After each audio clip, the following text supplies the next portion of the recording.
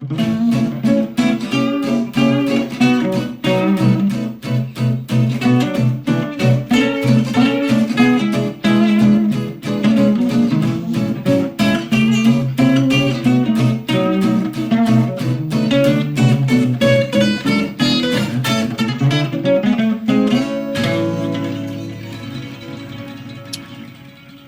today I shall be talking to Dr. Jack Hunter.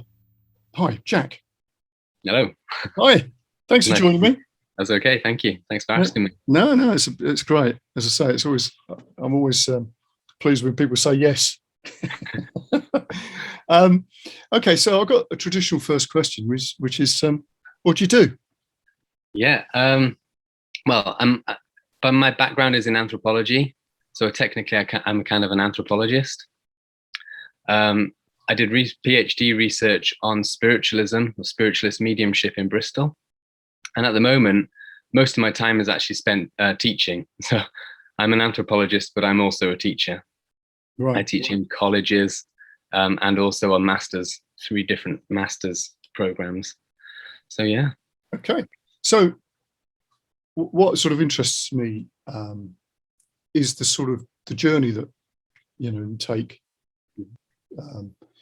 with things. So when did you sort of become interested in that sort of, in anthropology, but also like the paranormal?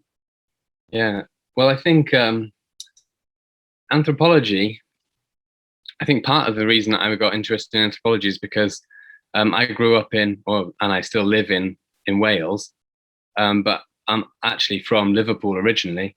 I moved to Wales when I was 4. So I've always sort of felt like, and I went through my education in Welsh, but never really felt, like Welsh. Always felt like a little bit of an outsider. Yeah. So I think that has kind of helped me to be kind of an anthropologist, to have an insider's perspective, but also at the same time to be an outsider as well.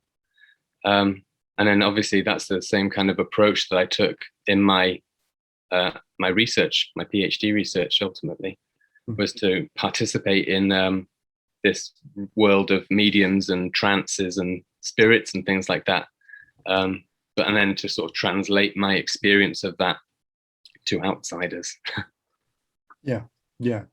I like what you're saying about the sort of view that you're an outsider, that although you were sort of there in Wales, sort of being educated in the Welsh education system, but you didn't feel that you quite fitted. How early was that when you realised?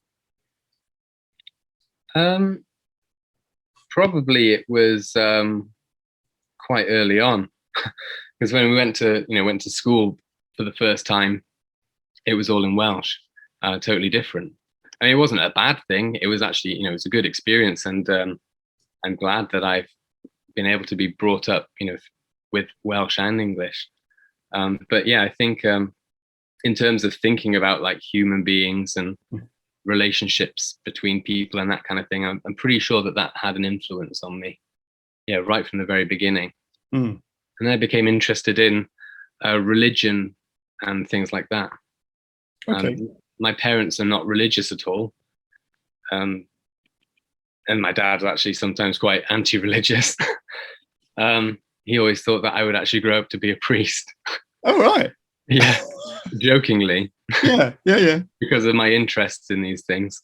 So what sparked that? I don't know. I think, again, partially because I didn't have any kind of religious upbringing. But then learning about other people do have that kind of way of life, completely different ways of life. This is why I became so fascinated in RE in school, religious education, because it was showing you all of these different basically worldviews, we'd call them now. Didn't think about them like that at the time, but that's what I found interesting. That people could live in a completely different way to you. But obviously in a way that's completely normal as well. See, that's really interesting, because I've I've always sort of thought there's like a main, how can you put it, like a main flow of people's way of thinking. And then there seems to be these sort of outliers of, I always think of it as sort of sheep and sheepdogs and shepherds type of thing. You get the sort of main sort of flow of people who feel whatever they do, and then other people who just sit slightly on the outside. I mean, obviously, my viewpoint on this was very much to do with watching people who were obviously musical. And certainly when I started off playing music, it was like you learned because it was a thing that you did. It was almost became your identity very, very, very early on. And those people sort of were different from everybody else somehow. So I'm sort of intrigued by you're saying that you were sort of looking at that and feeling, how, already seeing that, making that sort of link with people who could live, in other cultures, believing in a particular thing. And that actually, certainly was something that fascinated me. Whereas a lot of people, anyway, we're going to come back to that, I'm sure. Yes. I'm sort of intrigued. So when did this, you're sort of interested in religion, where did that sort of become, how can I put this? Did it sort of naturally progress into your interest in what you started to study, or was there something else that sort of came along? And that's a good question. Yeah. I think there's a couple of different strands to it. So obviously I've been interested in that kind of thing from a very early age. But very early on as well, I was always quite scientifically minded. And I was quite like a young rationalist, like really young. Right. And science was my thing. But then, in high school, with discovering RE as a subject, I think was important for me. But then also I had my first psychedelic experience in high school as well. Right. And in that experience, I saw fairies, basically, or I thought it was fairies. Yeah. And again, well, that's one part of it. And again, there's lots of other strands. And just recently, I've been talking about my sister's having a fairy experience when she was younger. And I remember she was telling me about that. I think it must have been about 1998 or thereabouts. And I was just realizing, people can have these experiences, whether they're real or not. And then I have my own experience, which was just like an amazing, amazing thing. And then all of this culminated ultimately in my undergraduate dissertation at university. So we went to study archaeology and anthropology. And that's when I first realized that there was a lineage in anthropology that allowed you to talk about extraordinary experiences, especially through the work of Edith Turner, an anthropologist, very influential anthropologist, for me anyway. But yeah, when I got introduced to that, then I thought, well, actually, there's a way to talk about things like my sister's fairy experience or my own psychedelic experience and things like that, that puts it into an academic context and that legitimizes it in some way. Not necessarily as proof or evidence of something, but as an experience. As an experience, yeah. So what were the sort of comparisons between like your experience and your sister's experience? Yeah, well, they're two very different kinds of experiences, really. There are some similarities. My sister's experience was she was sleeping in my bedroom one night for some reason on the floor, and she woke up and she looked up onto the bookshelf and she saw a little man about 6 inches tall with red hair and green clothes and all that kind of stuff doing a little dance. And he did like the shh thing to her and all of that kind of stuff. So that's her experience. Was obviously a childhood experience. It was a waking, sleeping kind of experience, halfway between wake and sleep, and all that kind of stuff. My experience obviously was on magic mushrooms, the entity that I saw wasn't like a three-dimensional dancing figure. These appeared to be like two-dimensional, and they were in the grain of wood of a drawer that was hanging out of a chest of drawers. Yeah. And they kind of turned in 2 dimensions and clocked me. So it was a very different kind of experience. But that said, they were doing things that linked them into, like traditional fairy lore. So they were in a procession, for example. Yeah. They were doing something. And in my sister's experience, the fairies dancing is a classic thing as well. So that even though they're very different kinds of experiences, there's links. And also mine was in an altered state of consciousness, and my sister's was in an altered state of consciousness as well. Okay. I can add something to this. I grew up in Cornwall. Oh, perfect. Land of the Pithies. Yes. And so the house that we were in was, an old cottage. Not terribly old, but old enough. Yeah. And I used to, as a young child, see a bit like you're saying, faces in the wall, and they would do things and all the rest of it. And the house was sort of interesting. There was lots of things sort of happened in it. And I was quite a sensitive kid. But because I used to just talk to my mother about this, because she was very open to things, and she would just be interested. But I had a period of time when I must have been about, I suppose I was about 8 or 9. And there would be a little figure that would sit, because we had deep windows, old cottage with like a little sort of, you could sit in the window basically. Yeah. And there would be a silhouette of a figure sitting in the corner. And it was, with his knees up, with his arms around his legs, and he would be about 1 foot tall, I would say. And it sat there. It's a bit of a Peter Pan figure, really. And it would sit there most nights. Now, obviously from a rational point of view, you could go, oh, there's obviously a street light or something, but I don't think there were any. Or it could have been moonlight. I don't know. So, but that was a recurring thing over a period of time. And again, I didn't find it frightening. And it was often something, as just, you're saying that sort of state where you are dropping off to sleep and all the rest of it. Mm-hmm. So I was quite fascinated by it. It wasn't animated in any way. It didn't sort of look at me or it just sat there. Interesting.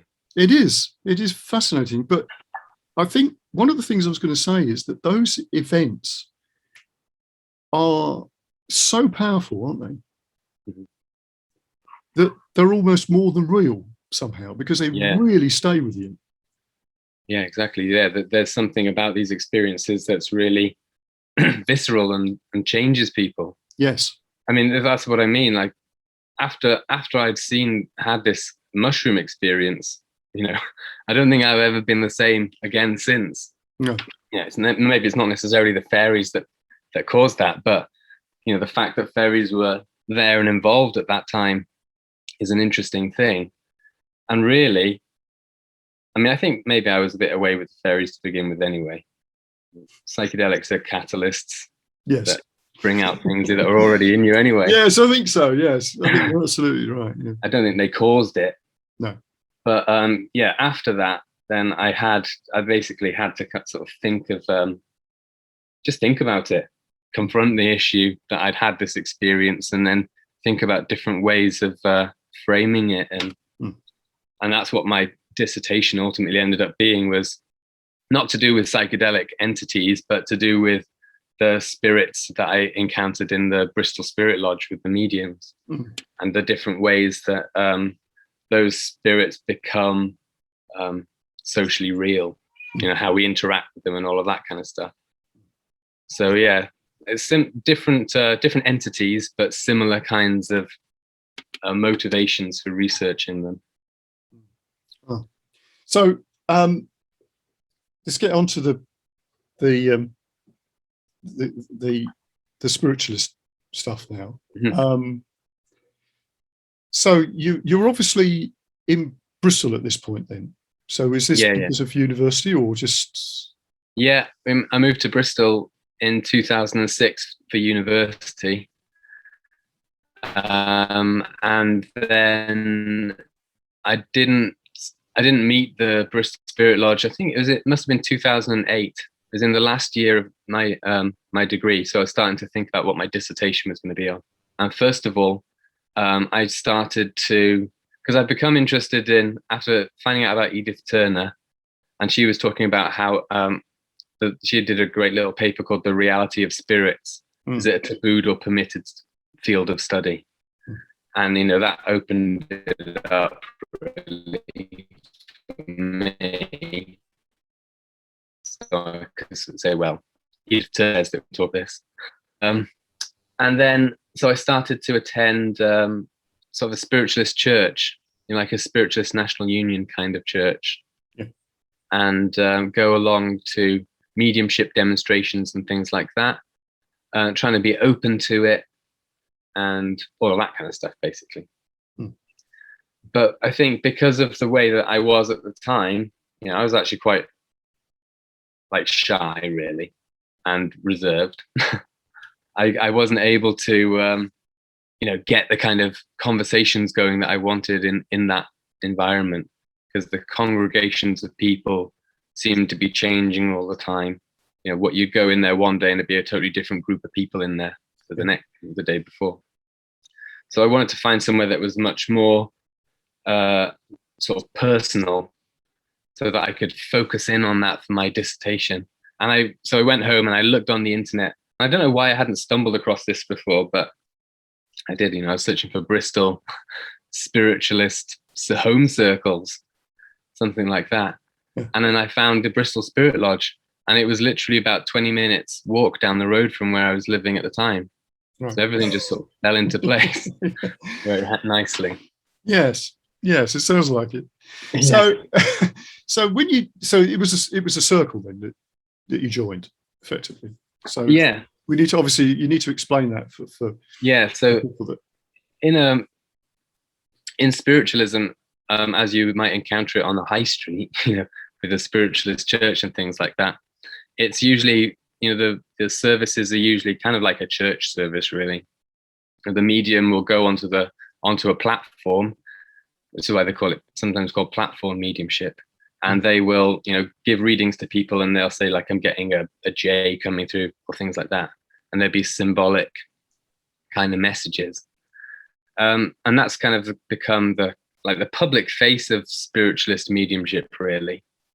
But there is also a whole other strand of mediumship that is kind of less public and much more private. So things like trance mediumship, where when the medium goes into a full altered state and the spirits talk through them, you might, and they might do demonstrations in places like the Arthur Findlay College and things like that. But it's not the main focus of mainstream spiritualism. And then there's another step further again into physical mediumship, which is where they're trying to produce ectoplasm and all of that, like raps and bangs and knocks and that kind of stuff. And that kind of stuff is, when we think about it, we usually probably think about the Victorian times and debunking and Harry Houdini exposing the Marjorie mediumship and all of that kind of stuff. So we kind of have this automatic assumption of, first of all, that it's all false and that it was something that happened in the Victorian times that doesn't exist anymore and all that kind of stuff. But actually it still does, but it only occurs in these private circles.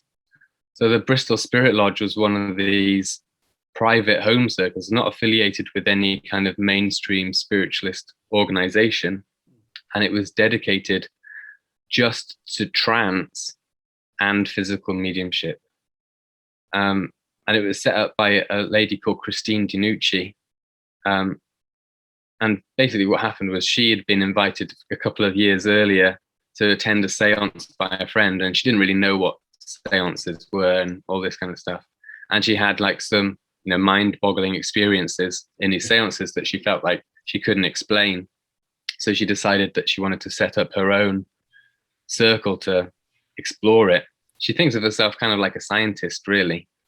So she'd had these extraordinary experiences, and then she wanted to basically replicate them on her own terms. So she built a little shed in her garden, which became the lodge, and she would do these seances in there. First of all, it started off with just some of her friends, and they would have a circle of chairs, and they would sit and meditate and that kind of thing and see what would happen. And eventually some of her friends became quite good mediums. And she would just, it's basically dedication to it. They would do multiple seances over a week, and before long, other people came in and started to hear about it.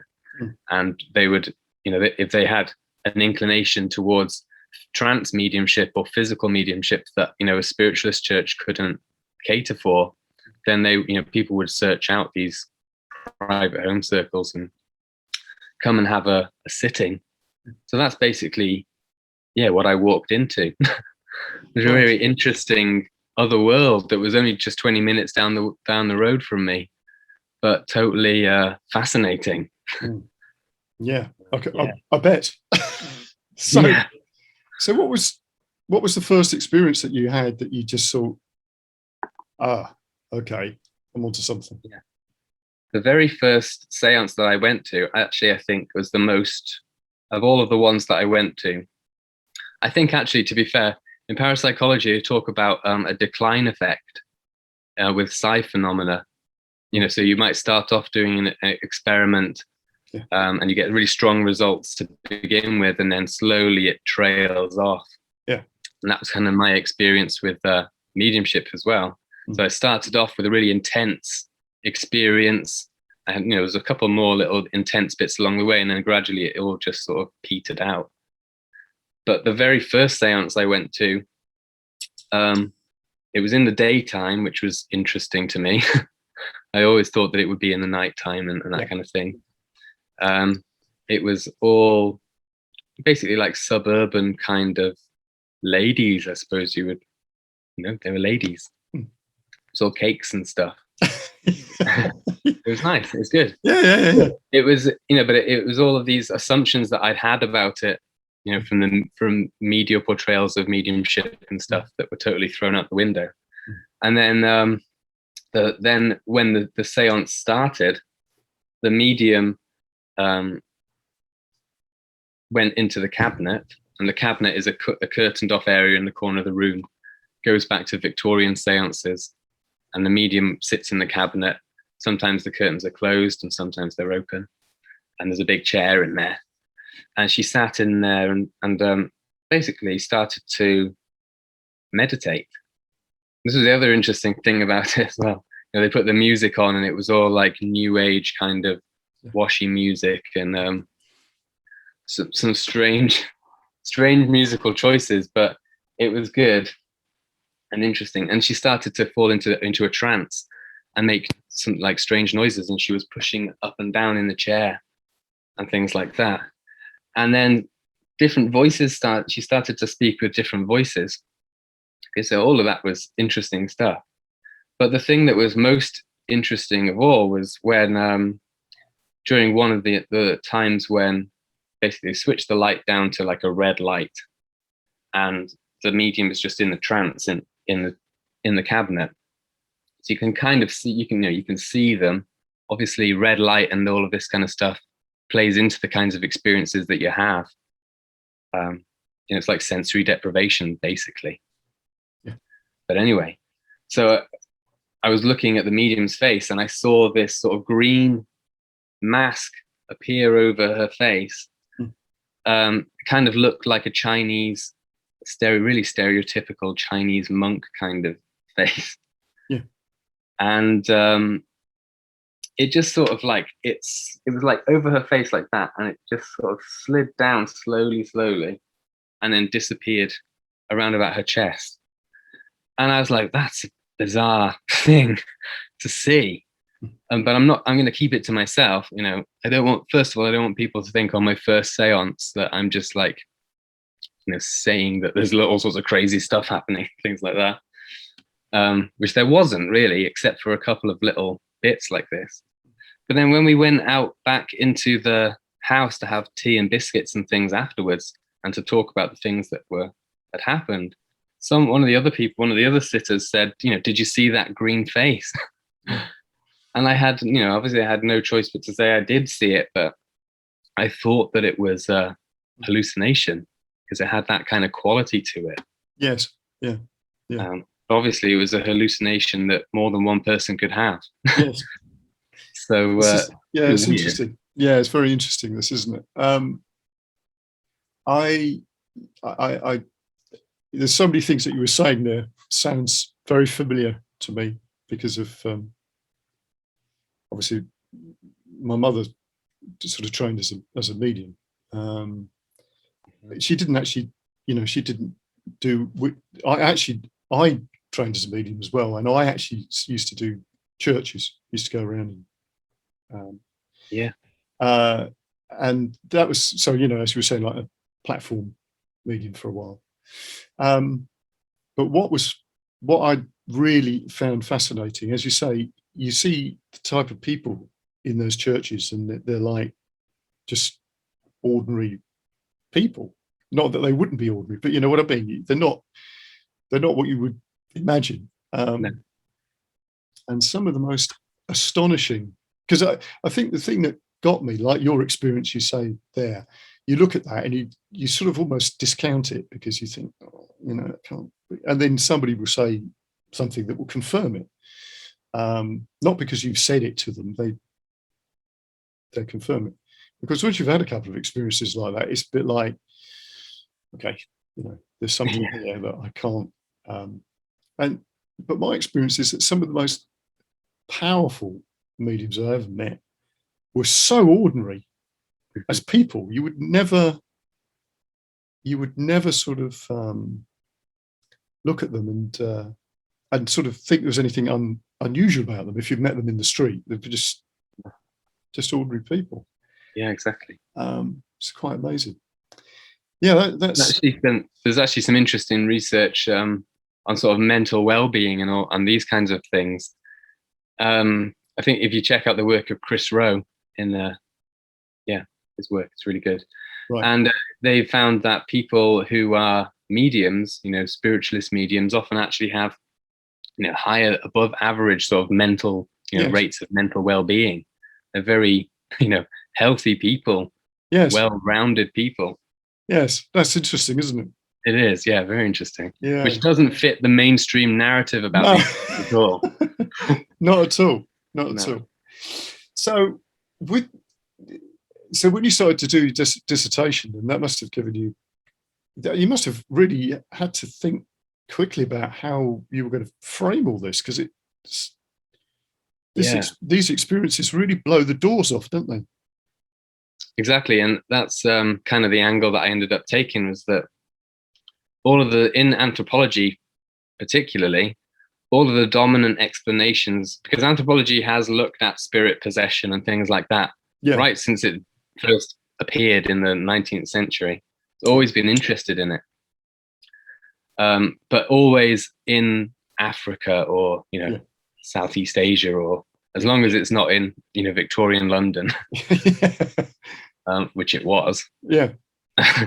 But the explanations had always been in terms of sort of either like faulty reasoning. So these primitive people, and they don't really understand, what's happening. They're misinterpreting things. Or it was in terms of epilepsy and things like that. The people who claim to be mediums were really just, suffering from some kind of brain damage or various other kinds of abnormal psychological states. So, they were kind of dominant explanations right from the very beginning, but they didn't quite match up with what I'd experienced.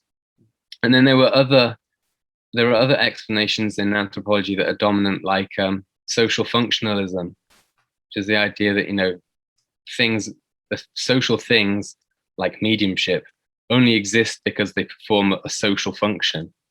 And the usual social function for something like mediumship is that, it helps people to deal with grief maybe, or helps people to bind together, just like a religious group, to bind together in a community and all that kind of stuff. And then that's taken as the dominant, the explanation for it. So that all of that other stuff about, weird experiences and things like that gets kind of brushed away to the side. And anthropologists and sociologists will say, well, we've dealt with that now. It's just about social cohesion. Yes. So, but this is what I was saying in my dissertation, was that there are all of these different theories of it. But then when you actually go and participate, like Edith Turner suggests that you do, and you engage in the rituals and whatever, then all of this other stuff starts to happen. And you start to have strange experiences. You start to have, shared hallucinations with other people that you've never met before. All sorts of weird stuff. So you have to bring in that. And that's not to say that, that it doesn't perform social functions, or that it doesn't help people with grief, or that maybe, there is some kind of neurological thing going on in some situations. Doesn't mean that any of that stuff is discounted. But, all of those things taken in themselves are clearly not a complete explanation for what's going on. So, that was the kind of conclusion that I came to from my engagement, participation in this group, that none of the standard models really explain it. No. I read your book, Spirits, Gods and Magic. Oh, yeah. And there are some amazing examples in there of, anthropologists experiencing, just mind-blowing. I know, really far out experiences. Yeah. And I think, when you sort of look at those experiences that are written down by somebody who is, a scientist, or is sort of sitting outside of the thing, although they're obviously, they're involved, obviously, more than the ones who just disregard the experiences that people are having. I've always thought, then, when you look at some of the old stories of some of the things in our culture, things that maybe somebody who was regarded as a saint could do, they start to become much more plausible. You think, well, okay, the retelling of a story might mean it got a bit embellished, but there must be something in that strange thing that used to happen around those type of people. And I think it does, doesn't it? It's almost like somewhere along the line we've thrown out those experiences, because rationally you can't you can't sort of go, we really understand what's going on now, because as soon as things like that happen, you have to sort of reassess how you see the world. I think there's an interest. I've been thinking a lot recently about diversity, like biodiversity and all of that kind of stuff, and also diversity of minds. Yes. But I'm also thinking, I've just been writing about diversity of different kinds of experiences as well. So like there's a whole, there's all sorts of different kinds of experiences that people can have. And I think that this diversity might actually be like a deeper, kind of more fundamental thing. That, that this diversity actually goes down not just from our experience, but actually like on a sort of like a base reality level. Diversity is built into reality. Yes. And I think there's something interesting in these experiences, the fact that they give rise to so many different kinds of interpretations. And, like, for example, one person can have a UFO experience and come back as a Christian, and another person can have a UFO experience and come back as an environmentalist, and that kind of thing. Yes. These experiences reveal that diversity really, kind of clearly. Yes. It's interesting you saying this, because I know you're interested in what we say, ecology, or because I've actually been toying around with the whole thing about biodiversity and myself with regard to sort of music and all the rest of it, and just the basic creative process that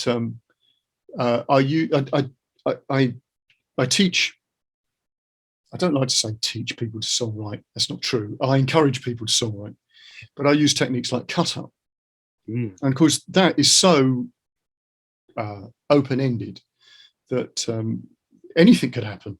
And I think that's the thing that's really struck me, that as soon as you get away from this idea, well, this is the way you do it type of thing, let's forget about everything else. There's just this one thing, this monoculture of thinking. As soon as you get rid of that, all manner of things start to happen, even stuff that you think, well, that's not going to work, or it's sort of contrary to something else, just like you do in an ecosystem where you get things that seem to be polar opposites. That, there's this thing wants to eat that thing and all the rest of it, and this thing wants to kill that thing and whatever, but they're absolutely dependent upon one another within the system. And I look at that and think, well, look at where we are with this, with the education system. We just got this one idea that you do this, and and we seem to have a problem as soon as we use intellectual properties. We tend to get everything predicated on one thing. It's like, oh, we got GPS. Let's load everything into GPS. And then that goes down, and we lose the whole damn lot. Even things that you try to work out. Well, what's that got to do with GPS? The financial system. What's that got to do with? And it seems to be that there is that sort of when you step back and look at it, it's like, well, it's obvious. When you look at nature, you need lots of different ways of thinking about something. People can have lots of different experiences that can contradict one another and all the rest of it, and that is absolutely fine. But we just can't do that, can we, somehow? No, we get stuck, I think. I think it comes down to a kind of like, especially in Western societies, like a kind of reductionism. Yes. And we like everything to be simple. And we teach things like Occam's razor, for example, as that's the way that you will find out what's true about the world, is by cutting things away with the razor, excluding stuff until you get down to the simple truth. Yes. But actually, things like quantum mechanics, for example, just go to show, you apply Occam's razor enough and you keep cutting away, you just end up finding more and more weird stuff down there. Yes. It just gets stranger and stranger. Yes. So I think, this, you're right, this this reductionist way of thinking that the simple answer is always the best solution is kind of totally misguiding us in lots of ways. Yeah, I totally agree. Agree. So let's sort of, because obviously you've done a lot of things other than what we've just spoken about. I want to get onto some of the other stuff that you've done. Because it seems to me, obviously just sort of reading about what you've done and all the rest of it, that this has acted as I won't say a catalyst, but something that sort of propelled you out into lots of directions. What, from your point of view, what started to happen when you did your dissertation and then you obviously leads on to other things. Tell me a little bit about that. Yeah, well, actually, it kind of all started to happen after I finished my undergraduate dissertation. Okay. So in 2009, I started a blog. After I'd finished university, I didn't really know what to do, but I knew I was interested in this mediumship stuff that I'd written my undergraduate thing on. So I made a blog called Investigating Discarnate Intelligence. And it was all about, investigating the spirits, basically. Yeah. And I used it as a chance to bring in some of the psychedelic stuff as well. Yeah. But, somehow it must have attracted some attention. And I got invited to do a talk for the Society for Psychical Research in London. And that I was just like, I can't believe this. Can't believe that someone actually wants to hear me talk about my undergraduate, dissertation. But I did it. And that was the point, I think, when I realized that actually I could maybe do this. you know, just do this as sort of professionally. So that was an important point.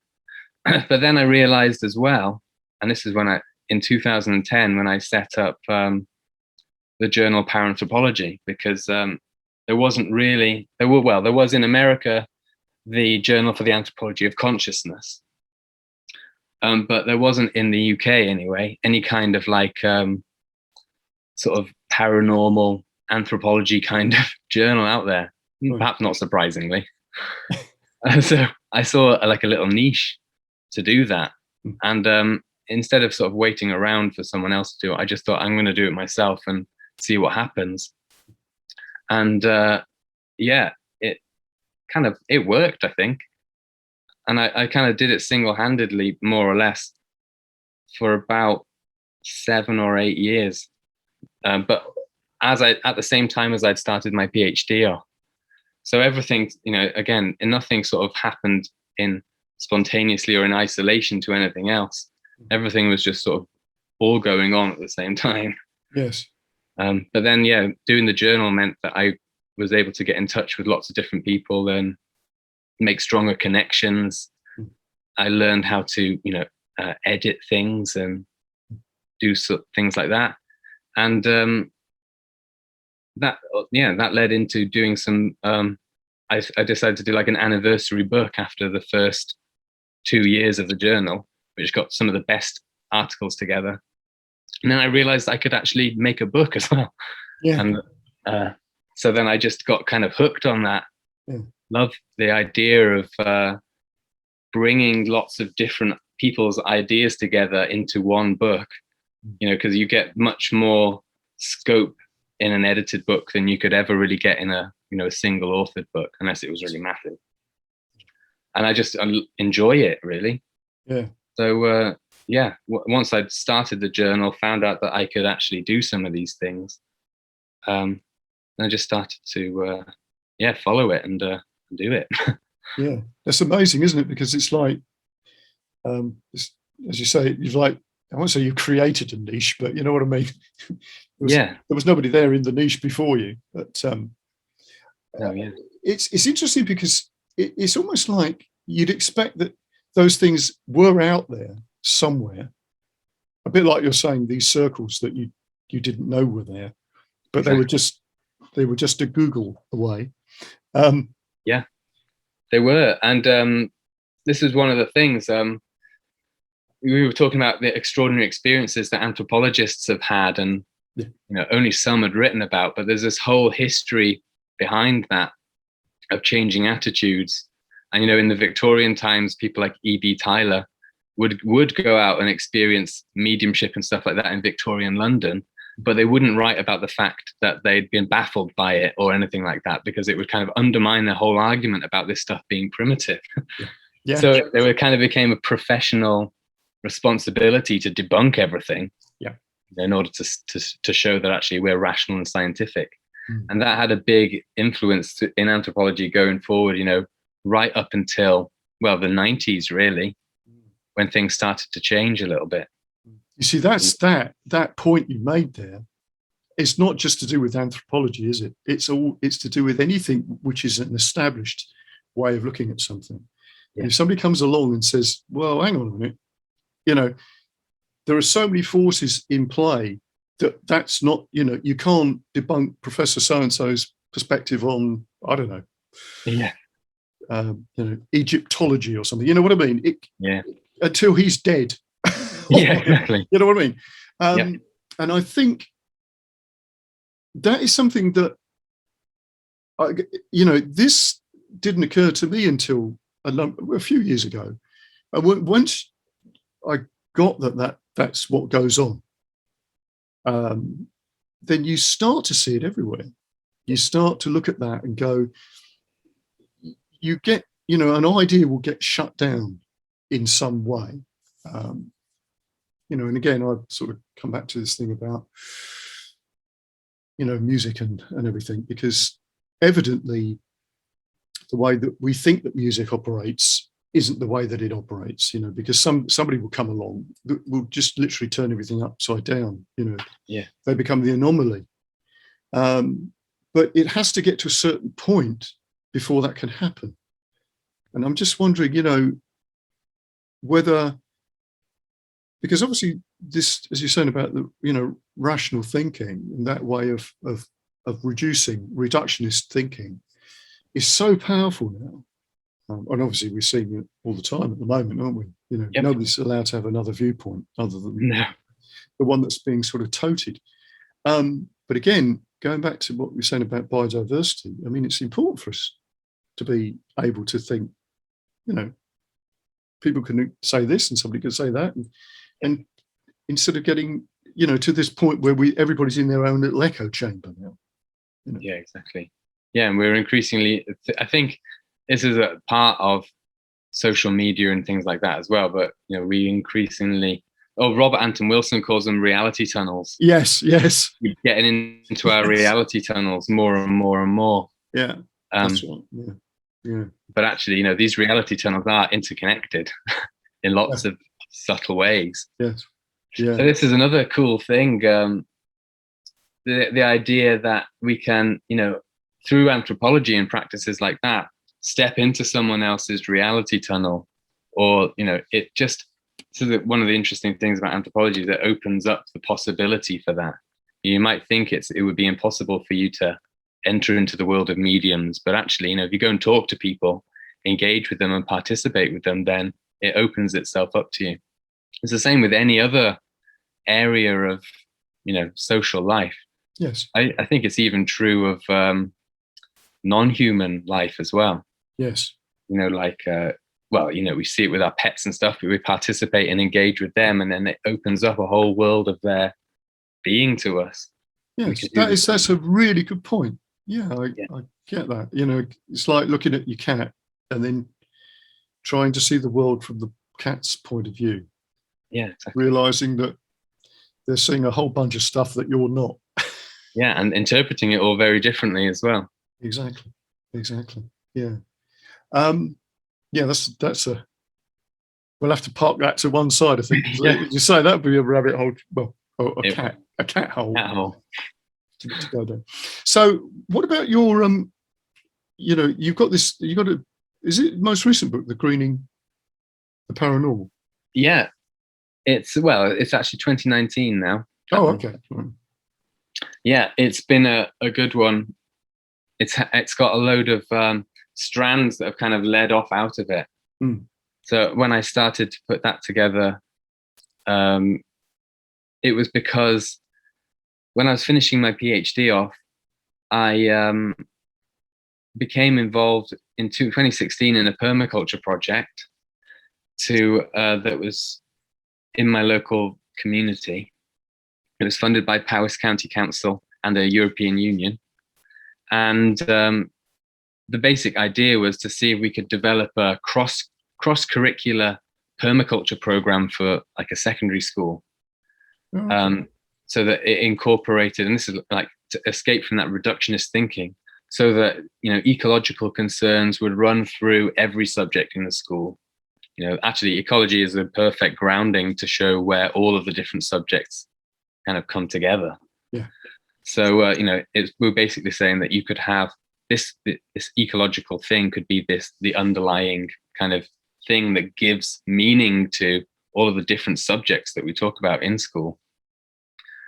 So anyway, as I was doing this project, I did a permaculture design course alongside it, and I've been interested in nature and all of that kind of stuff forever, obviously, but I never really took time to think about ecology or the science of ecology or anything like that.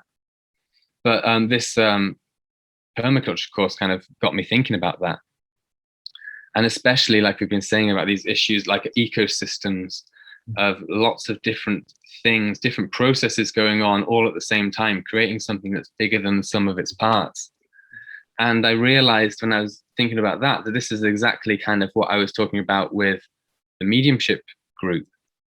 You can have all of the social processes going on, the psychological functions, the neurological stuff, and all of that going on. But at the end of the day, the experience that you have in the seance or whatever is much more than the sum of any of those things, and it can't be reduced to any of those things. It's like an ecosystem can't be reduced to any of its component parts. It's made up of all of them together.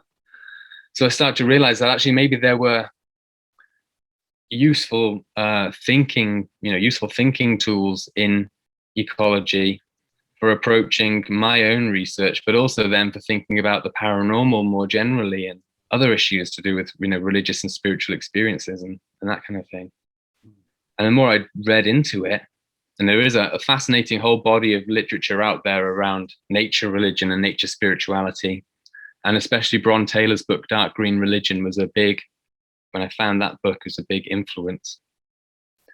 But yeah, so I started to notice that there were actually much deeper threads of ecological thinking and ecological concerns in the paranormal as well.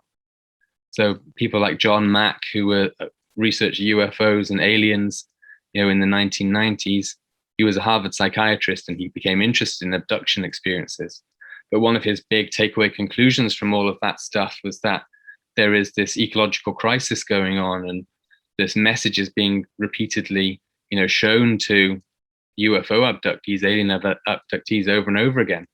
There seemed to be this ecological theme.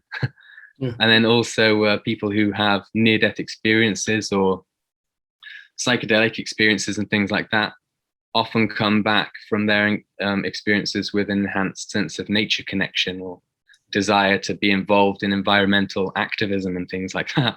Yeah. So it's just a whole thing, like, it's just like, wait a minute, this is actually fundamental here.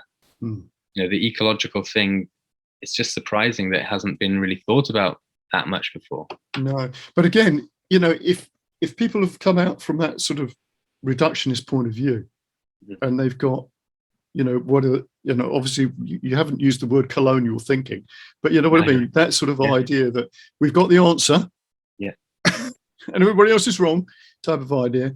It's really difficult to make a jump from that, isn't it? When you've been educated within that system as well, to this thing that, hang on a minute, we might be wrong. All this other stuff maybe is just as relevant, but not really from the perspective of where we are at the moment. But how it's a big jump. It is. And I think you doing stuff with children in schools where ecology becomes runs through everything. I think is a really powerful. Yeah, and the other side of that was getting the kids in the school to have hands-on participation. We had a community orchard, and getting kids to plant trees and things like that. But part of the idea, this is not something that we were thinking about at the time, but this is something that my subsequent reading and research has revealed, is that it's that kind of hands-on engagement that gives rise to experiences of unity, of interconnection, or diversity and things like that. So it might actually come from the practical side of things, practical engagement, giving rise then to the more spiritual, or whatever we want to call it, paranormal side. Yes. Well, it's a connectivity thing, isn't it? Yeah. When you physically do something, it's different from just sitting there reading about it or being told about it, which is obviously, again, what happens within school. The fact that kids going out and getting their hands dirty and actually understanding that they've done this and this tree's growing. And then the understanding that not only is that tree growing, but something is happening over there, because now this tree is over there. That's quite an extraordinary thing for somebody to suddenly realize that there are implications to something. You do something there and it affects lots of stuff. I think that's something that we've never thought like that for a long time. For a long time. So another cool thing about this place where we had the orchard is that there's a river there called the River Kyne, Avon Kyne, and it's basically, it means clear water or something like that. But it's a spawning ground for Atlantic salmon. God, that's amazing. And so this one location in the middle of Wales essentially is connected right the way to the Atlantic ecosystems. And these kids were doing their land-based studies and things like that, actually trying to make the habitat better for salmon with buttressing the riversides and all this kind of stuff. But yeah, that their actions could have that kind of much bigger impact through these interconnected ecosystems. Yeah, it's an amazing thing. That is amazing. That is amazing. Well, look, Jack, I've just got my eye on the time here. That was brilliant. It was such an interesting chat. That's really, really amazing. So what just very briefly, what are you working on now? At the moment, I'm working on a book project called Deep Weird, The Varieties of High Strangeness Experience. Right. Okay, that sounds good. It needs a bit of unpacking. Right. Yeah. But next year is the 120th anniversary of William James's The Varieties of Religious Experience. Right. Which is a very influential book. Yes. In the study of extraordinary experience. But what I want to do is kind of update it a little bit to talk about all of the strangest kinds of experiences. Yeah. So humanoid encounters, weird things like religious miracles, things like that. What else we've got? Alien abductions, obviously pretty strange. Psychedelic entity encounters, ectoplasm. Yeah, ectoplasm. You've got to get ectoplasm back on the map. I know. Yeah, I'm working on it. Yes, absolutely. So yeah, it's all chapters from different people looking at different highly strange kinds of experiences. And then the other book project I'm working on is with Dr. Rachel Ironside, and it is an edited book about folklore, people, and place, and about the different ways that folklore can be a sort of like a mediator, for human relationships with place. Right. Especially in the context of tourism and things like that. Yes. And suggesting maybe that if we look at the world through like a folklore-centric kind of perspective, it opens up opportunities for participation in landscapes, establishing that sense of nature connection and all of that kind of stuff that we're talking about. Brilliant, amazing. Yeah. So I'll put some stuff on the show notes about where people can find your work and everything. Is there anything you want to? Well, my website is jack-hunter.webstarts.com if anyone's interested. Right. Yeah. Well, I'll put that on the thing and maybe some links to your books as well. Is that all on your? It's all on there. Oh, okay. Anything's all good. Brilliant stuff. So thanks ever so much. I thoroughly enjoyed that. I thought I would. I'm glad. Yeah. Hopefully speak again soon. Yeah. Thank you very much. Thanks, Jack. Cheers. Bye. So big thanks to Dr. Jack Hunter. As you can tell, I found the subject fascinating because of my own experiences into sort of paranormal, etc. So details are on the show notes as usual. Yes, check out his books. They are excellently written and really, really interesting. So until next time, see you then.